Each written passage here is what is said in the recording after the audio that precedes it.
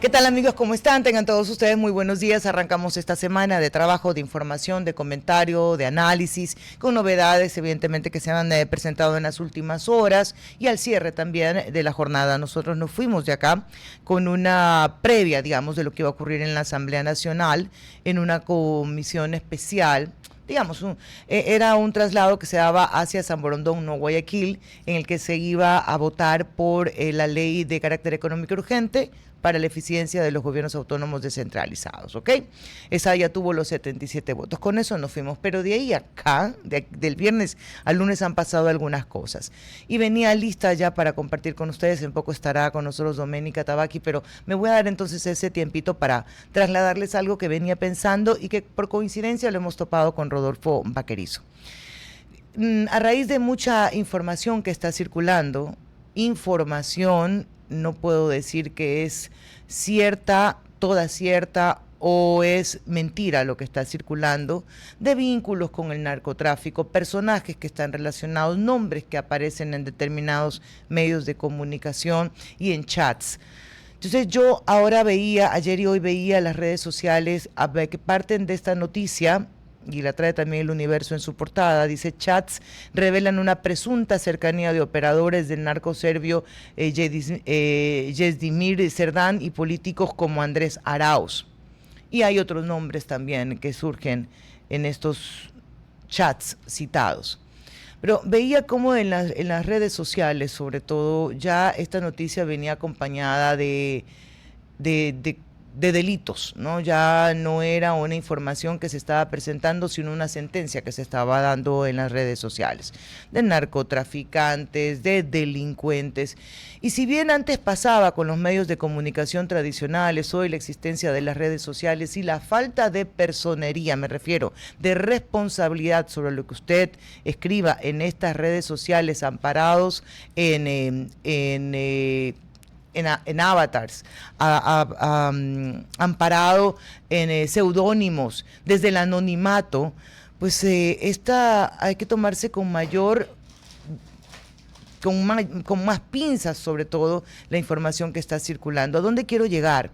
Que el hecho de que se entregue cierta información no nos puede a nosotros hacer adelantar juicios o sentencias sobre cualquier persona, y no se trata, por favor, de una defensa a ninguna persona en particular.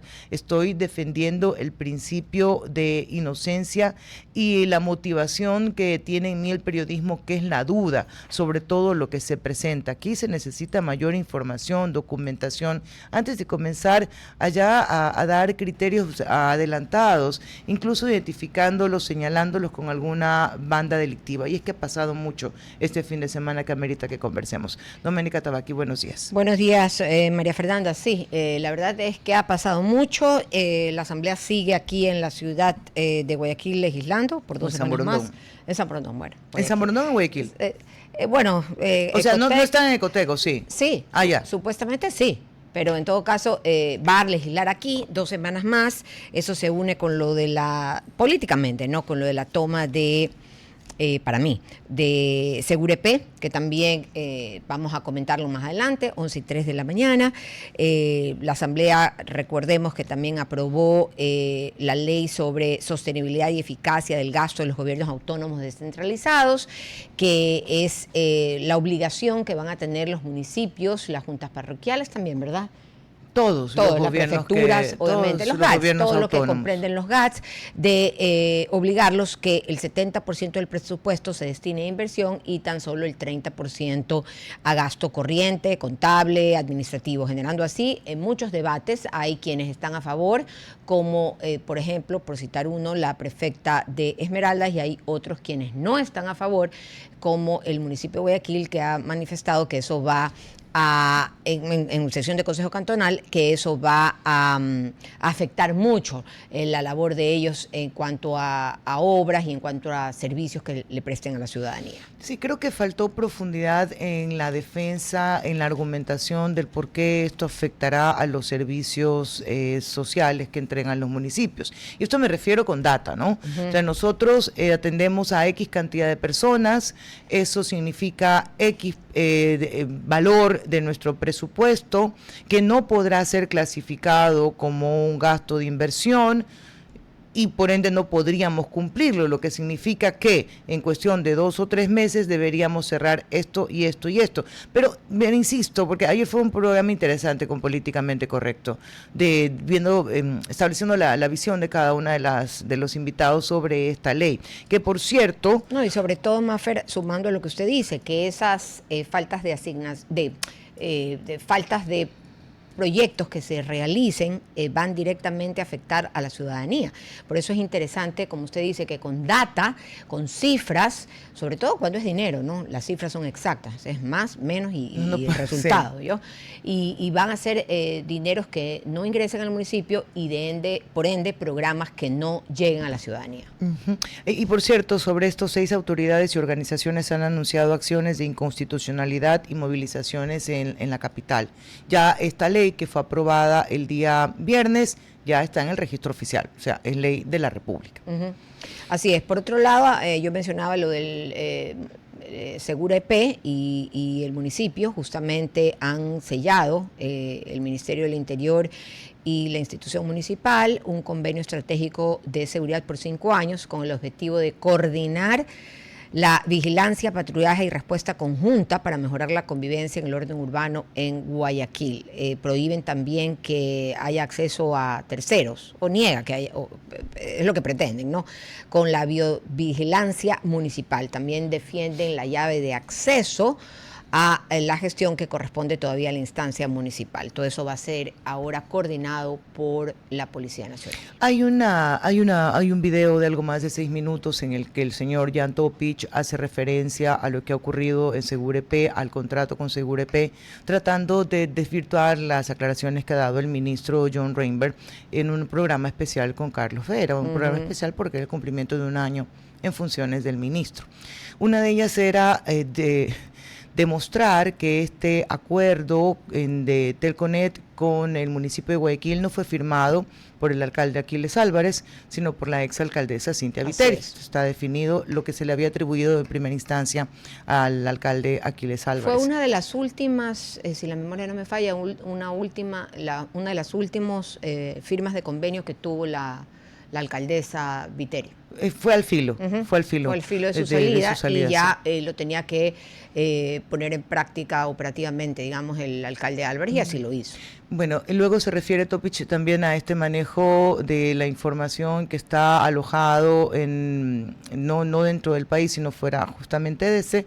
Es una serie de relaciones de donde se tiene la información que el gobierno nacional maneja sobre el sistema de seguridad, información, data relacionada a esa, que también la tienen por fuera, que no está dentro del país. Con una serie de comparación, como diciendo, si por ahí va el problema, oye, el gobierno central también lo administra, no dentro de nuestra región, y justamente se trata por seguridad. Sí, en estos 6 minutos yo les recomiendo que lo vean para que se haga el ejercicio de contraste de las declaraciones. Más que la información, son de las declaraciones que se han dado tanto del ministro John Reinberg en esta entrevista de algo más de 1 hora con estos 6 minutos. Con Carlos Vera. Sí, con Carlos yo oí Vera. una parte también donde él mencionaba la estrecha relación de amistad que había entre el alcalde Aquiles Álvarez y los propietarios Jan Topic de Telconet. En todo caso, no sé eso si... ¿Hacia dónde va con esa relación? ¿Hacia dónde va? Porque mencionabas inclusive que compartían casa en la playa. No sé que por si desgracia se los ha tenido que encontrar. Sí.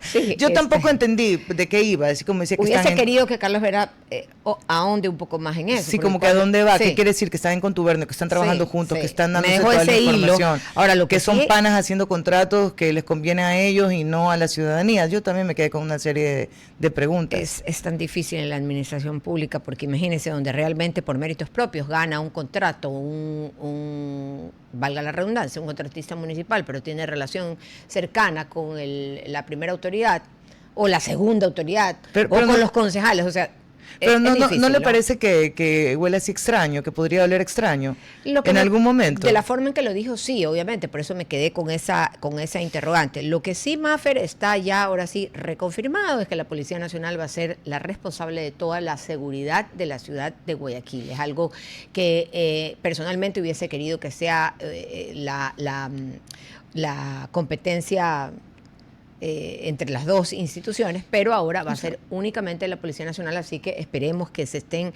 trabajando realmente en un plan de seguridad potente, eficiente para los guayaquileños. Para quitar cualquier duda de si son entre panas que se dan los contratos y que hay un acuerdo más allá, porque como lo pone te permite crear una serie de escenarios, lo que debería fortalecerse entonces es el CERCOP, la CERCOP, para que por más panas que sean, pues no tengan ninguna influencia en quién gana un contrato. Efectivamente. Eso debería pasar. Claro, lo que ocurre es que a veces definen las condiciones de los contratos de una forma tan fina que solamente esa empresa podría ganar. Estoy hablando de manera general, no puntualmente en ese caso. Sucede en muchos Pero campos para eso está la de la CERCOP. administración pública. La CERCOP debería de tener pues toda la imparcialidad, la independencia de intereses, de funciones, porque está justamente para evaluar cuáles son las compañías, las que prestan el mejor servicio idóneo para cada una de las ciudades y de los habitantes, obviamente, del país. Y sí me interesaba ver los convenios, ese contrato, pero la CERCOP sigue con la página caída, y también lo mencionaba Jan Topic, que se había caído la página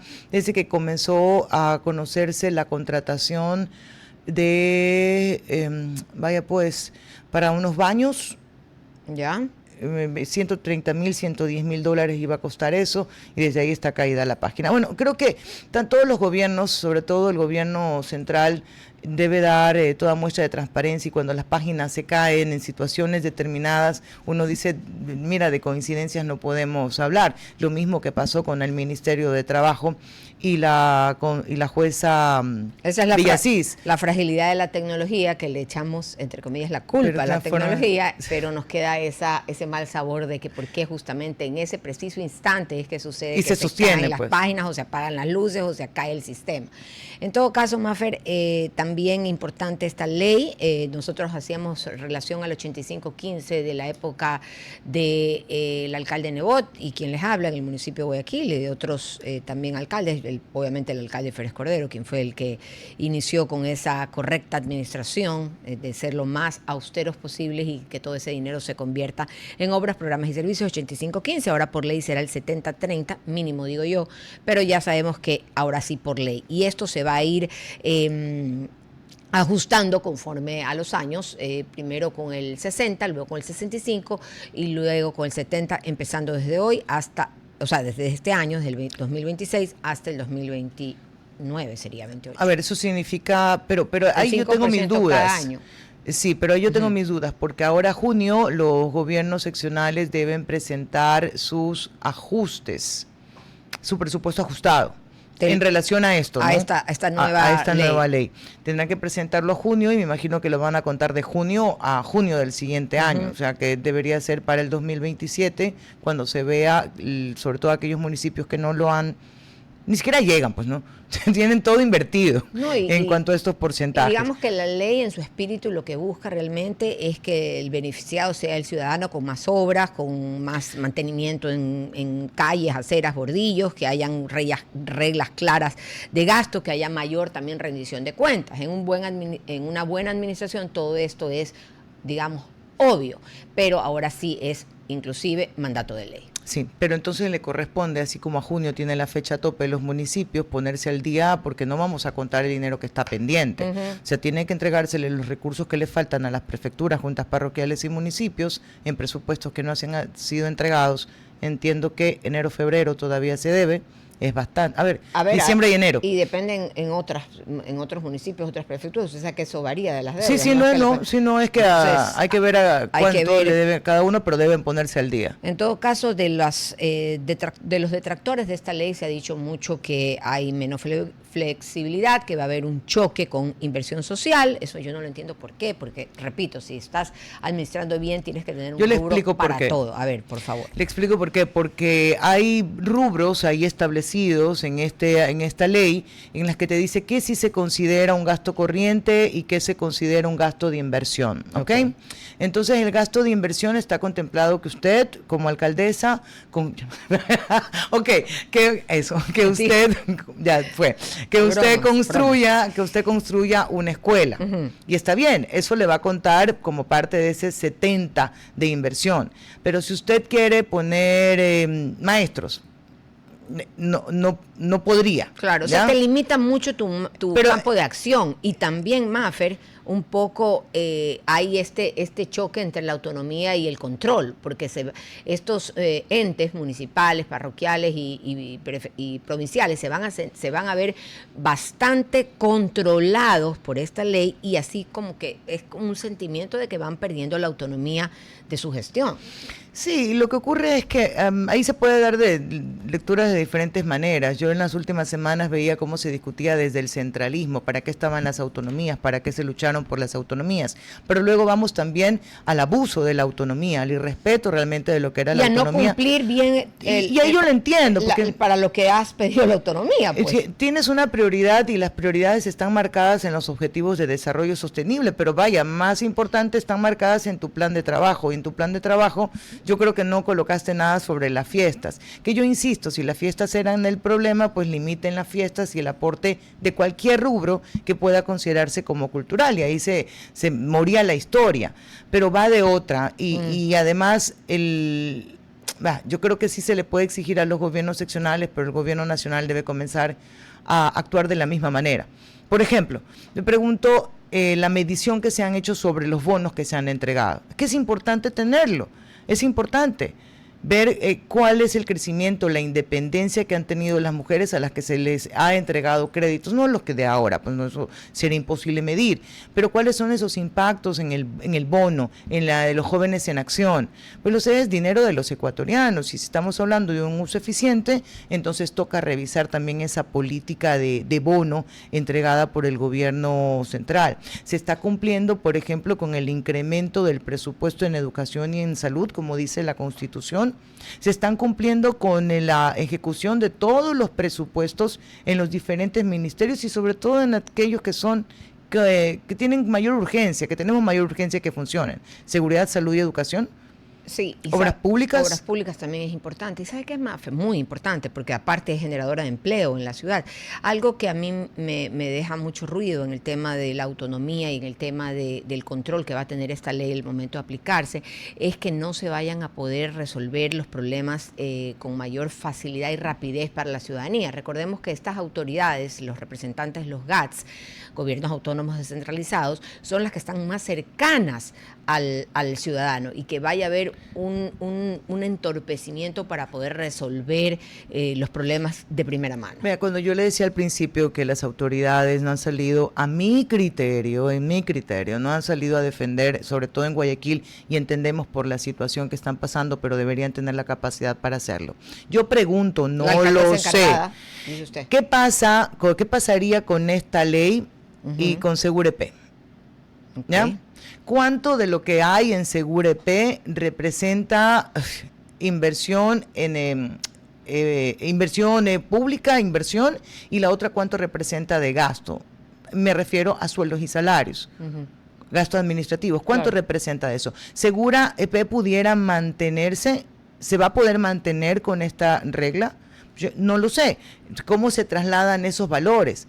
Porque yo te puedo decir que era el 80-20, pero dentro del aparataje de seguridad lo justificaba como un gasto de inversión, no un gasto social. No sé si me estoy explicando. Entonces, ¿cómo están separados los rubros dentro del gasto administrativo? Toca organizar casa adentro, no diría un borre va de nuevo, pero sí bastantes cambios van a tenerse que dar, y mucho más ahora con Segurep en manos del gobierno nacional. O sea, va a ser otro giro que no cabe tampoco, Doménica. Pero es lo que yo creo que en la práctica es lo que va a suceder. No, ya sucedió con esta firma de este acuerdo y de este convenio, y las declaraciones que ha dado el ministro Reinberg. Y fíjese que el municipio igual sigue en su postura de que la mayoría de los concejales no están de acuerdo con eso, y al igual se sumó el Partido Social Cristiano en un comunicado la semana pasada también. O sea, Yo creo que va a tomar algún tiempo reorganizar también la casa. Veremos. Y es un año complicado porque es un año también de elecciones. Oiga, sobre esta movilización que le anticipaba que se van a dar para rechazar la ley en Quito, básicamente, y además van a pedir que se la declare inconstitucional. El Frente Unitario de Trabajadores convocó a una gran movilización nacional para el 13 de marzo en todo el país. José Villavicencio, presidente de la UCTE, señaló que la marcha será en rechazo a las leyes económicas urgentes que aprueba la Asamblea y el Acuerdo Ministerial 046. 13 de marzo, ¿tienen algún tiempo para organizar esa marcha? Vamos a ver cómo les va. Creo que hay un derecho a reclamar desde la calle, pero no a caotizar el país. O sea, eso yo jamás podría estar de acuerdo en eso. Pero que creo que también le da la oportunidad al gobierno a tener acercamientos. Así es. O sea, oye, mira, no, y ir tomando también el termómetro de lo que está sucediendo. ¿Quiénes son voces de protesta también? Que es parte de la democracia. Parte de la democracia, por supuesto. Hay que también saber escucharlos y los otros tener apertura también para entender qué es lo que está pasando en el país y las nuevas demandas que se presentan. Por ejemplo, cuanto a este acuerdo ministerial que está en el congelador, lo pusieron en el congelador, el acuerdo ministerial del ministro de Trabajo con respecto a este banco de horas. Hay que discutirlo, el país no se puede cerrar a una discusión que demanda el mundo, que demanda la realidad nacional, pero sentémonos sin esas posiciones extremas de que captan votos o pierden votos si se mueven un poquito de esa línea. Pues sentémonos sobre la mesa realmente sobre la realidad que tiene el país en sus jornadas de trabajo, en la falta de empleo, que por cierto, mire, yo recuerdo algo y lo tengo muy marcado porque esto lo repetía siempre cuando era candidato Guillermo Lasso, que decía, 7 de cada 10 ecuatorianos no tienen empleo, pues sigue siendo 7 de cada 10.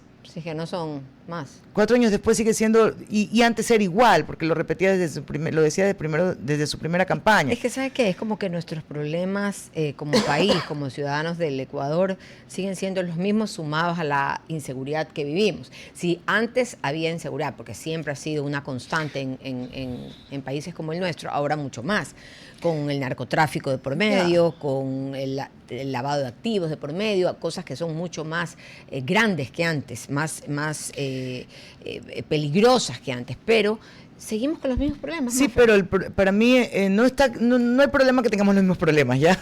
Sino que son más profundos. Eso. Porque, a ver, la gente siempre va a reclamar por salud. Sí, pero ¿estamos mejor o peor? Sobre lo que estamos demandando, me refiero. Podemos seguir teniendo problemas de falta de generación de empleo, pero deberíamos estar que le faltan a 5, no a los mismos 7 que le viene faltando hace más de 10 años y un poco más. A eso me refiero. Los problemas generalmente siempre son los mismos. Las necesidades humanas son básicamente esas. Usted lo ha resumido perfectamente en 2 frases, ahora más profundos. Sí. En una frase. Revisando un poco las noticias también a nivel internacional, lo que sucedió en México parecía de película. Yo la vi al detalle y sentí que estaba realmente reviviendo un poco la época de Pablo Emilio Escobar, también cuando lo capturaron. Increíble todo lo que sucedió en el país, en los aeropuertos, en todos los lugares, en los barrios, la gente con un pánico y bueno, y apoyando quienes están en contra en México de todos estos carteles y estos narcomundos que viven. Eso me recordó cuando lo detuvieron al Chapo Guzmán. También. Y lo tuvieron que devolver porque salieron estos hombres mega hiperarmados, porque es impresionante la cantidad de armas que tienen, de equipos, de todo, ya son formados realmente para eso. Y se me vino un poco la idea que no escaló porque el gobierno decidió devolverlo.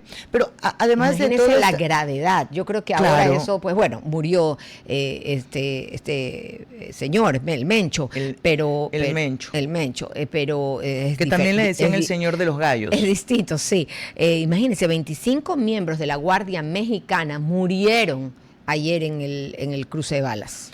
Y también había una discusión sobre quién había hecho el operativo. En primera instancia se difundía que eran fuerzas especiales de Estados Unidos que habían atacado, que claro, porque Claudia Sheinbaum, ella protegía al narcotráfico y tuvo que venir los Estados Unidos para poder actuar.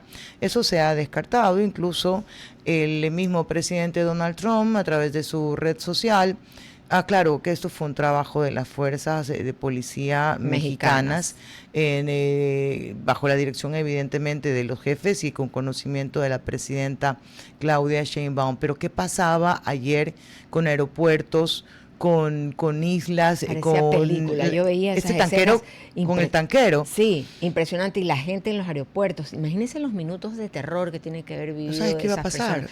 Dios nos aleje lo más posible y que las buenas decisiones, porque no solamente es Dios, las buenas decisiones del gobierno actual sean tan correctas para realmente alejarnos de ese mundo que lo vemos con mucho dolor muy cercano. ¿Quién es este personaje que lo conocían como el hombre más poderoso de México? Porque no fue cualquier personaje el que ayer y muy murió. Pocas fotografías habían de él, ¿se dio cuenta? Ese es el otro tipo de narco, el narco de la vieja escuela, que no quiere publicidad, claro, que no quiere aparecer, que no está en las redes con el bling bling. A pesar de ser relativamente joven, el Mencho. 56 años, sí. Entonces, fíjese, es joven. Yo no discutí sobre la edad, hombre, no, dije joven. Entonces, este es el hombre más poderoso realmente de México, ocupa el lugar del Chapo Guzmán una vez que ha sido detenido. Y su muerte, además de la violencia que se desató ayer, la tensión que se creó, deja una guerra encendida, que a lo mejor no va a ser tan visual como la del día de ayer y tan terrorífica así de inmediato, pero es la tensión del reemplazo, porque estamos claros que las muertes o las detenciones de los cabecillas pues no eliminan el narcotráfico, e incluso a veces complican, y no con esto quiero decir que no se deban detener o que no deban morir en situaciones como las que se presentaron ayer, pero lo que incentiva a veces es mucha más violencia cuando comienzan estas luchas por el poder. Le pasa al Ecuador en estas divisiones y subdivisiones de grupos organizados. Ahora, alguien lo decía. Pero ¿sabe qué, Mafer? Yo me sumo a su comentario que ya el gobierno mexicano, que tiene experiencia en este tema, que vivió lo del Chapo Guzmán, tiene que tener todas las previsiones necesarias para lo que pueda suceder ahora en territorio mexicano. No creo. Hace poco la presidenta Claudia Sheinbaum, 51 minutos exactamente, dijo que había más tranquilidad en estos momentos tras los hechos que habían sido reportados ayer, que una gran parte del país se había conmocionado en contra, ya lo sabemos, lo hemos mencionado, pero que ahora hay más tranquilidad y hay un operativo militar en marcha. Vamos a ver pero yo me pregunto, y hay que hacerse, perdón, yo siempre voy a preguntar, pero esa tranquilidad obedece a presencia y operativos oficiales, ¿o son las fuerzas que se replegaron porque quisieron? Que hay un operativo militar en marcha. Y lo mismo dice Ricardo Trevilla, que es el secretario de Defensa de México, que da, inclusive si quieren verlo en redes, está ya la intervención de él dando los detalles de las capturas y lo que va a suceder en México. Vale hacer siempre el contraste entre lo que la autoridad dice y lo que el periodista investiga. Y también lo que sucede realmente exactamente en las calles que... Esa es la labor, o sea, no nos podemos quedar solamente con lo que diga la presidente, hay que saber si realmente es eso o se están reorganizando, algo pasó dentro, eso por la tranquilidad solamente de los ciudadanos y evidentemente del país. Usted sabe que sobre este hombre que también se lo conocía como el señor de los gallos, había ya una recompensa desde los Estados Unidos de $15 millones por su cabeza.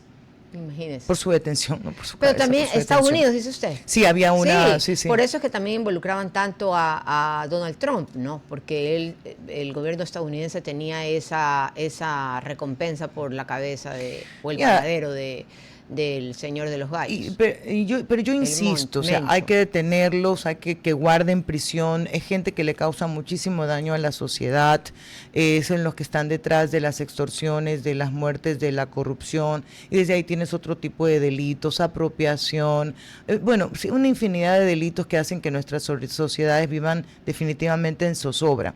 Pero insisto, sí que hay que detenerlos, pero de fondo siempre me pregunto cuál es la lucha real contra el narcotráfico. A ver, los otros son tácticas aplicadas para golpear, disminuir, impactar, tranquilizar, pero en estas estamos décadas y lejos de disminuir su producción, su consumo y su valor, está incrementado, aunque se hayan detenido a 30 Pablos Escobar.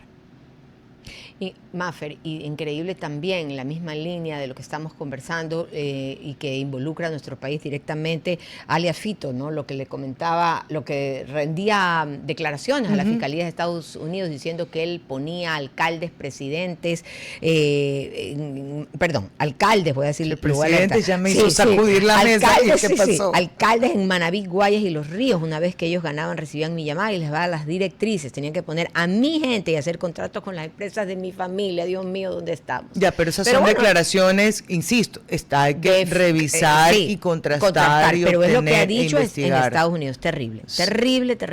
Bueno. Sí, pero nosotros ahí tenemos algunas cosas que nos pueden dar pistas y alertas. Los contratos que se tenían con determinadas empresas, la última, por ejemplo, de este señor, de este delincuente marino que fue asesinado en Mocolí, teniendo contratos con el Estado. Así es. Tú dices, oye... Sí, lo que él ha dicho es lo que se ha visto en la realidad también, ¿no? Pero hay que contrastar igual. Pero en todo caso está cooperando con la Fiscalía de los Estados Unidos. Yo creo que eso también ha de poner a temblar a mucha gente que está involucrada. Y qué bueno que así sea, porque es momento ya de que las cosas cambien en el país. Yo creo que estamos ya saturados y decepcionados día a día. Conversábamos en el fin de semana que era impensable lo que uno siente, que ahora trabajar por la buena vía, trabajar correctamente, ganarse el pan de cada día como se debe, es un mérito, no es una norma, es un mérito y no debería de ser así. Imagínense para las generaciones de abajo lo que sienten y lo que piensan. 11:30, vamos a irnos a la pausa. Antes, como siempre, recomendaciones ideales para ustedes.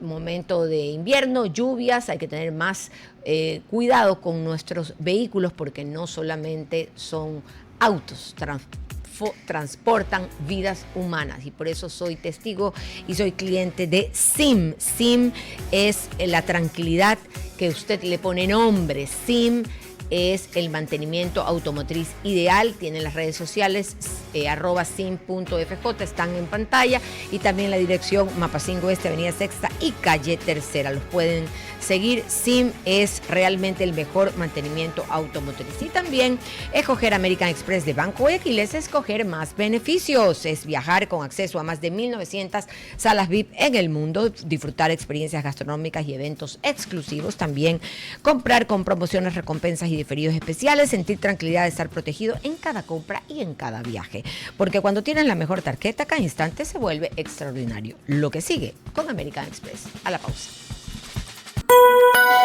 RTP 96.5, a la conquista del mundo digital. Programas de opinión con referentes de la comunicación. Noticias para contar todo lo que está pasando en todo momento. Una variedad de segmentos con lo que necesitas saber. Todo para mantener a nuestra audiencia y seguidores siempre bien informados. Siempre RTP. Buena compañía. 11:39 en esta mañana extraña. Esta cabina ¿por es qué un es extraña? Porque es extraña, la siento así. Ya, la siente diferente.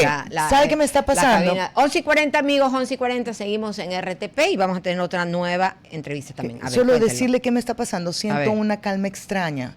Siento una situación como que ¿Una tensa calma o una calma extraña? No, una calma extraña, una calma así como que sí, vamos, seguimos en el plan, como déjate llevar, deja que fluye, y eso me tiene incómoda, porque no sé, eso es particular, o sea, no sé si se lo atribuimos a la edad o a la glucosa, no sé qué se lo vamos a atribuir. Y eso que usted es la mujer más informada que yo conozco en el país, es que, así que usted, que tenga, con todo lo que estamos viviendo y que esté en calma, me preocupa.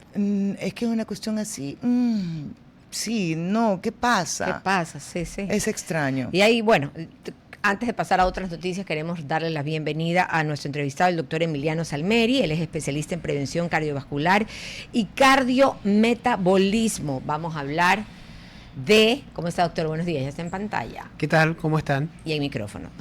La glucosa elevada puede pasar desapercibida durante años. Medirla y tratarla a tiempo es clave frente a la diabetes tipo 2. Primero, cuéntenos cuál es la diabetes tipo 2 para las personas que no dominamos ese tema. Bueno, gracias por la invitación. En principio, la diabetes tipo 2 habitualmente se dice que ocupa prácticamente el 90% de los casos de diabetes, y en general es una diabetes adquirida que se da en general, ¿no? De mediana edad en adelante, y que tiene que ver con factores genéticos y obviamente también factores ambientales que tienen que ver con el estilo de vida de cada uno de los pacientes. Es decir, es como que uno tuviera en su código genético una predisposición que frente a determinadas circunstancias puede activarse y generar el desarrollo de la enfermedad. Y claramente eso tiene que ver, por ejemplo, con el aumento en el peso y en la cintura corporal, tiene que ver un poco con la alimentación, con la falta de ejercicio, con la presencia de otros factores de riesgo también puede pasar, porque, por ejemplo, un paciente que tiene hipertensión tiene más riesgo de generar diabetes, en fin. Doctor, ¿desde cuándo estamos hablando de la... cambio de ángulo, ¿no? En cámara. ¿Desde cuándo estamos hablando nosotros de la diabetes en el mundo? ¿Cuándo alguien dijo que esto se llama diabetes? Bueno, esto viene desde hace muchísimo tiempo porque ya los antiguos griegos veían o sentían en la orina, claro, en la orina veían que había mucha glucosa. Obviamente que fue un constructo o una idea que se fue construyendo a lo largo de los siglos, y el diagnóstico ha pasado de ser algo completamente artesanal a criterios muy específicos, fundamentalmente de laboratorio, ¿no? Digamos. Esto se lo pregunto un poco, doctor, porque yo sí sé que hay factores que la aceleran, pero era un poco diciéndole, esta es una enfermedad solamente de este siglo y básicamente de los últimos 50 años, donde hemos cambiado nuestra forma de vida y sobre todo por lo que consumimos. Entonces se le atribuía la enfermedad exclusivamente a la comida conocida como chatarra. Bueno, es uno de las posibilidades, ¿no? También es cierto que a lo largo de la historia, en un primer momento nos moríamos de infecciones, ¿no? No llegábamos a edades adultas porque nos moríamos tempranamente de cuestiones que hoy son muy prevenibles a partir de antibióticos y de higiene y de agua corriente, cloacas, etcétera. Bueno, eso ha permitido la transición epidemiológica y lo que consiste en la transición epidemiológica es que las enfermedades infecciosas han retrotraído la mortalidad y han permitido que circunstancias crónicas hayan dominado la escena. Sí. Entre ellas la diabetes, la obesidad y todas estas alteraciones en los patrones conductuales del estilo de vida. Doctor, ¿y qué precauciones se deben de tomar? Precauciones así simples, sencillas, llanas, que los que nos estén escuchando pueden tomarlas para ellos y también para las generaciones más jóvenes. Sí, clarísimo. Bueno, dado que la diabetes puede estar o no en presencia de obesidad, pero ante el crecimiento tan importante en la obesidad, de hecho Ecuador tiene una prevalencia de obesidad medida de 56% de su población, es muy importante observar y tratar de mantener el peso corporal a raya, evitar el sobrepeso y la obesidad, tratar de mantener una circunferencia de cintura abdominal en el hombre por abajo de 102 centímetros y en la mujer abajo de 88 centímetros, pero sin lugar a dudas también hacer ejercicio aeróbico y sobre todo también ejercicio de musculación, hace que eso se evite la acumulación de combustibles, pueden ser los triglicéridos, pueden ser por ejemplo también la glucosa, tener un estilo de vida saludable sin fumar, sin consumir demasiado sal, cuidar la microbiota intestinal con alimentos fundamentalmente naturales y poco procesados. Esos son todos elementos que para quienes todavía no entraron en diabetes puedan prevenirlo. Okay. Al igual a veces que la hipertensión pueden ser enfermedades sumamente silenciosas. ¿Qué puedo hacer yo? Bueno, de repente no tengo una vida muy sana, tengo algo de excesos. ¿Qué debería hacer para saber mi realidad? Bueno, esa es una muy buena pregunta.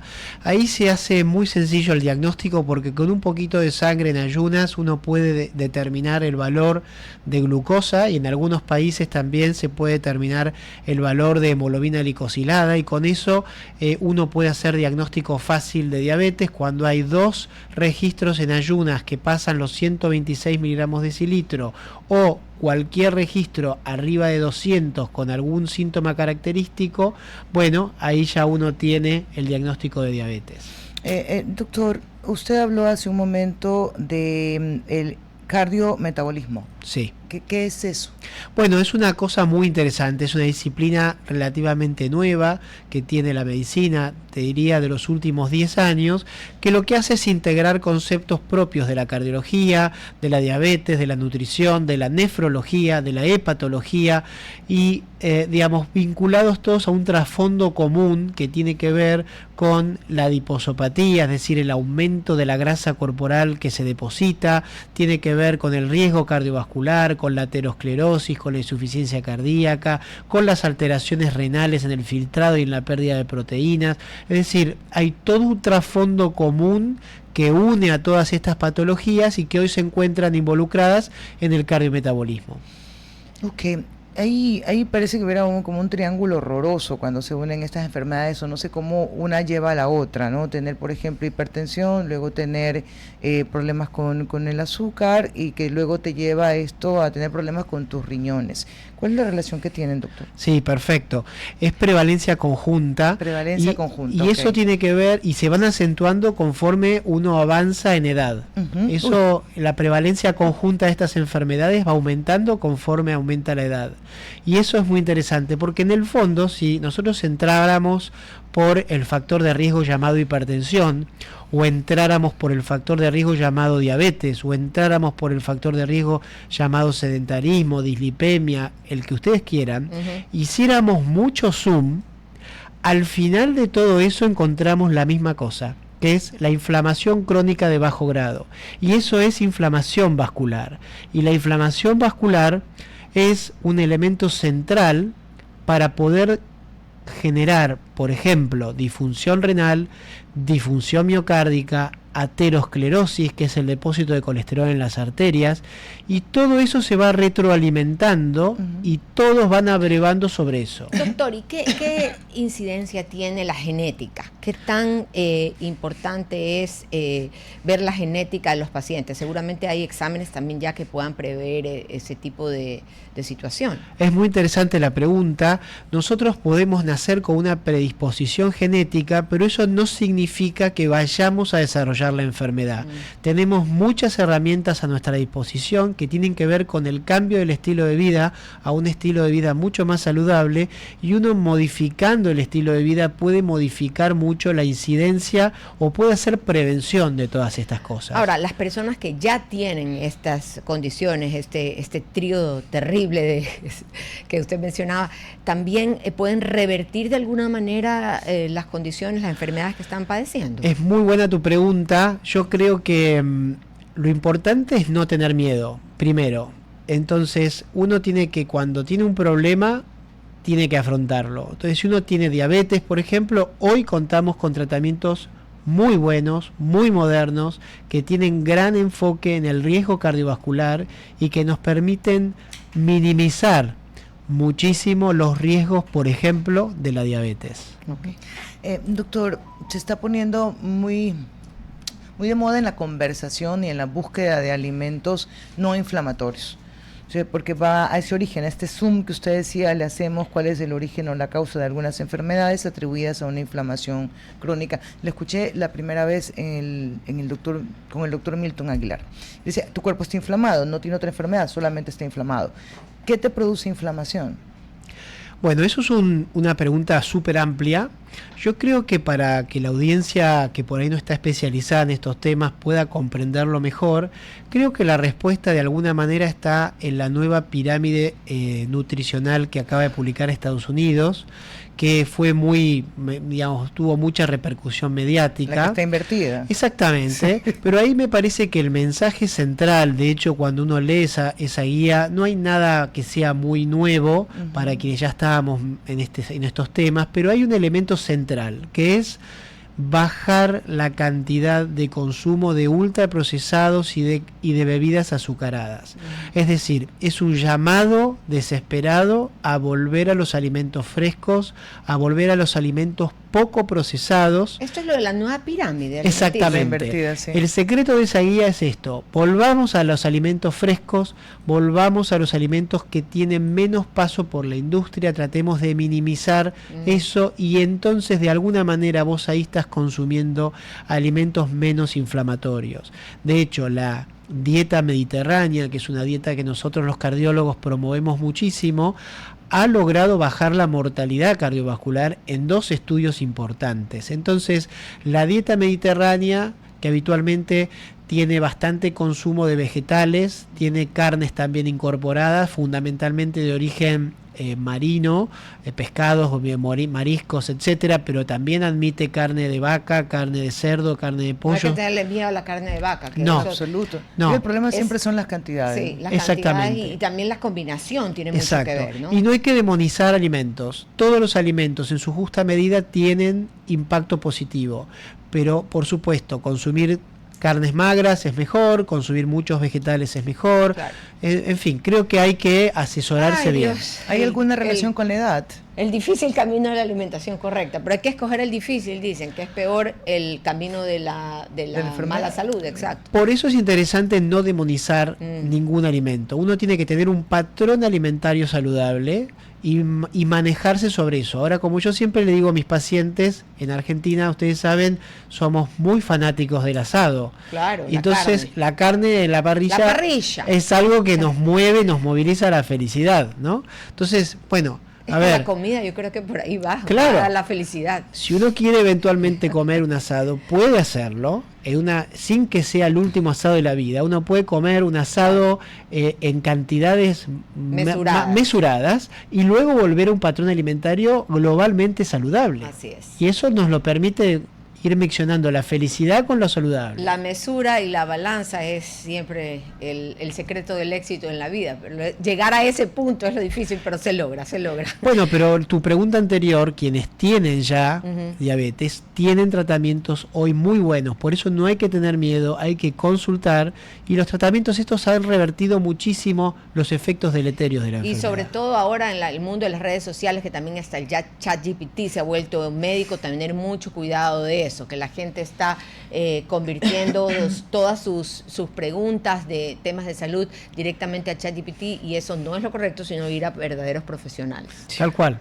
Me van a retar las generaciones de abajo, pero no importa. No, es que eso es lo correcto. Sí. Eso es lo correcto. Vaya con un médico. No, doctora, agradecerle por haber estado con nosotros esta mañana, dándonos luces y camino también. Mucha luz, sí, así es. Es una enfermedad que es la más de la tasa más alta de mortalidad en el mundo entero, la diabetes, ¿no? Y la diabetes tiene mucho poder sobre la enfermedad coronaria, la multiplica entre 2 a 4 veces, aumenta la insuficiencia cardíaca en mujeres 5 veces, en hombres 3 veces, también aumenta la fibrilación auricular, es la primera causa de llevar a los pacientes a diálisis, es causa de accidente cerebrovascular. Por eso los tratamientos nuevos, como por ejemplo semaglutide, que acá en Ecuador ya lo tienen disponible en la fórmula de Dutide, por ejemplo, tiene mucho impacto a la hora de reducir las comorbilidades cardíacas, el riesgo cardiovascular, la posibilidad de avanzar en enfermedad renal, la posibilidad de disminuir el peso corporal y la cintura. Son temas muy relevantes. Gracias, doctor.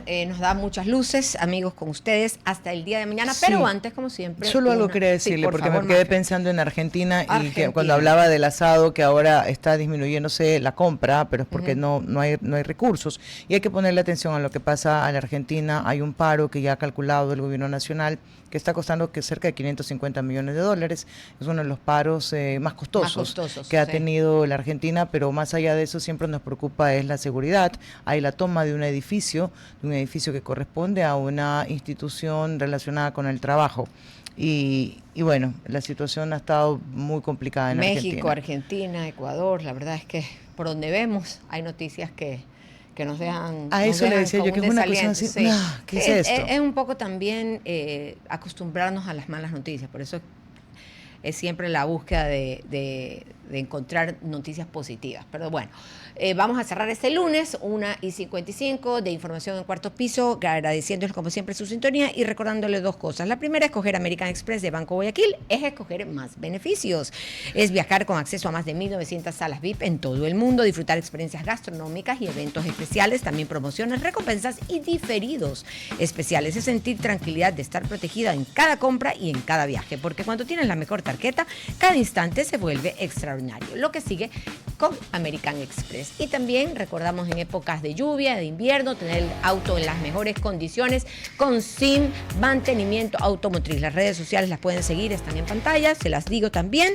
Es Instagram SIM-FJ, en Facebook también, y en Mapa 5 Oeste están ubicados en Avenida Sexta y Calle Tercera. Mi tranquilidad tiene nombre y se llama SIM.